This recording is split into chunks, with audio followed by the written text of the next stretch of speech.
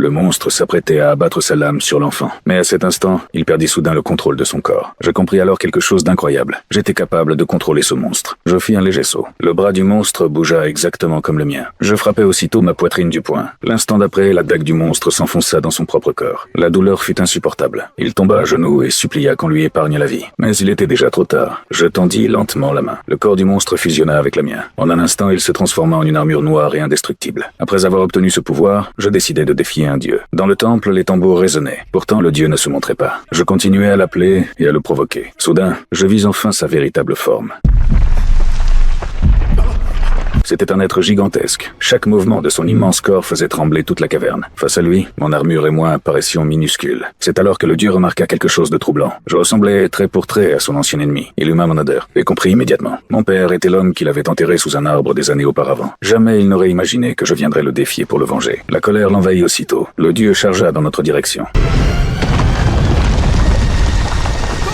Au même moment, l'armure noire reprit forme à mes côtés. Nous attaquâmes ensemble, chacun visant une jambe du dieu. Mais malgré sa taille immense, il était d'une agilité surprenante.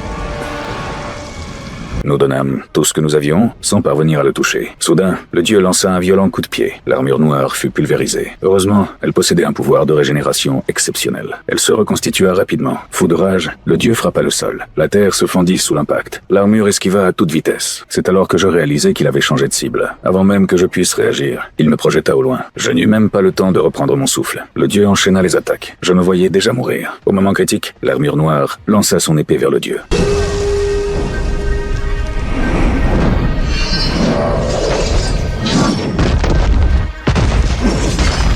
Puis elle se précipita pour porter le coup final. Mais le dieu l'attrapa à deux mains. Alors qu'elle était sur le point de céder, j'arrachai une immense épée de pierre à la paroi. Je poussai un cri et fonçai vers lui. Mon attaque détourna son attention. L'armure noire put ainsi se dégager.